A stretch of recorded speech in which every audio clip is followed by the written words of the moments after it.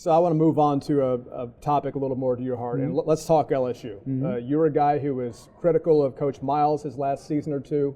I'm curious how you feel what the program is going to be like with Coach Orgeron on a full-time basis.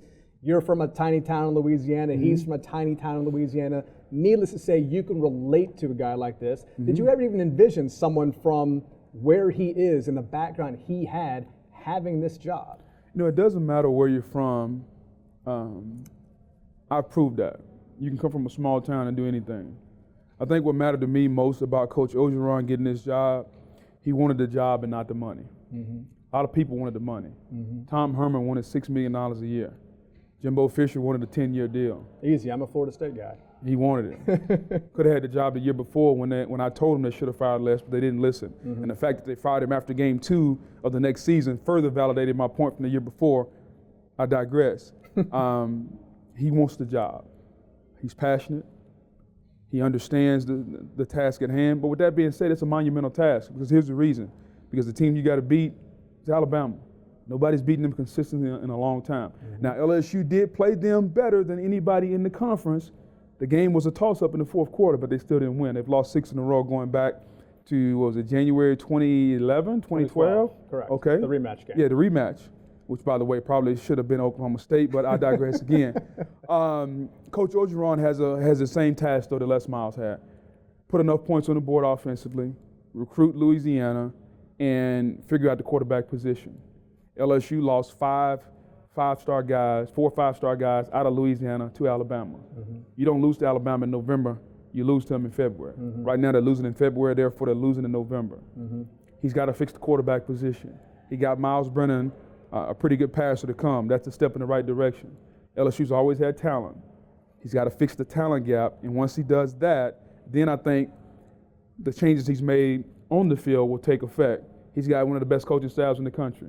All right, Dave Aranda, he's been a top coordinator everywhere he's been. He's always had a top 5 defense at Wisconsin. He did it last year at LSU. Matt Canada has put points on the board wherever he's been.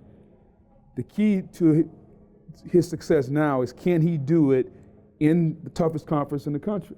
We'll find out. And so my biggest question to Coach O after saying all that is really simple. What's going to be different? You wanted the job, you got it, you've hired your people. Now what's going to be different this year? I don't think anybody knows that answer. I don't. I don't know what's going to be different. Danny Edling is still just a guy. Darius Geis may be better than Fournette. The offensive line will be big and physical. Defensively, they'll be fundamentally sound.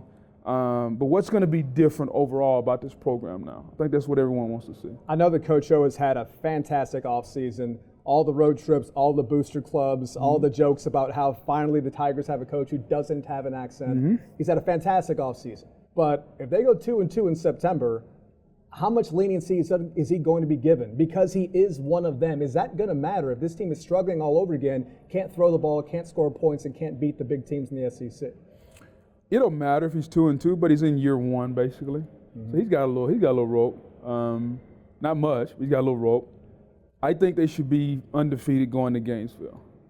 I mean, realistically, this team should be undefeated going to Gainesville, and that's when things get interesting. Things will get really interesting. Auburn will be tough. Auburn's in Baton Rouge.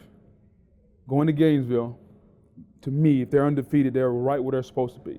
And now at that point, you'll find out who this team really is, because that game has taken on a whole new meaning now. Yeah, Florida may not be as talented, but Florida scheduled LSU for homecoming. Now, where I'm from, that was interesting.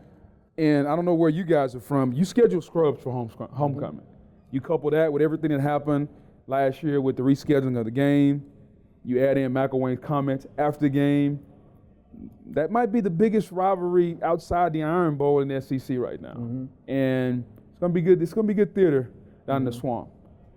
Now, this is you're putting an awful lot of stock in Matt Canada, and rightfully so. A year ago, Dave Aranda shows up from Wisconsin. He inherits all that 4- and 5-star talent, and there was clearly a difference right away. He did a fantastic job. Now, Matt Canada is coming from Pittsburgh, NC State before that. He's not walking into the same situation. Like you said, he's walking into a mediocre quarterback and a scheme that needed all kinds of change, wholesale and otherwise. So how much more difficult is his job going to be versus Aranda a year ago? Extremely difficult, not because he's walking in with all their talent, but because his scheme is better, but the defenses he's going to go against are better also. Yeah. You know, when you're in the ACC, Florida State's defense is pretty good, legit. Clemson is pretty good. Louisville. Boston College. You got some good players. After that, not really playing much defense. It's Big 12 on the East Coast, basically. SEC, I mean, even if they're a bad team, Vandy's got a good defense. Oh, yeah. Schematically, they're sound. I love watching Coach Mason on No doubt about it. So one of the worst teams in the league defensively is one of the best. So that's what he's going against. He's got to figure out a way to, yes, he's got better talent. Yes, he's going to have better weapons, but he's also going against better defenses. So I think the challenge for Matt Canada is, can your offense work in this league? It's kind of like what we always thought about the Wildcat in the NFL. Can the Wildcat work in the NFL? Worked for a minute, then it didn't work. Mm-hmm. If you're Matt Canada, can your offense work in the toughest conference in the country? I think it'll work early on because it'll take some time to get used to. Can it work long term? Can't wait to find out.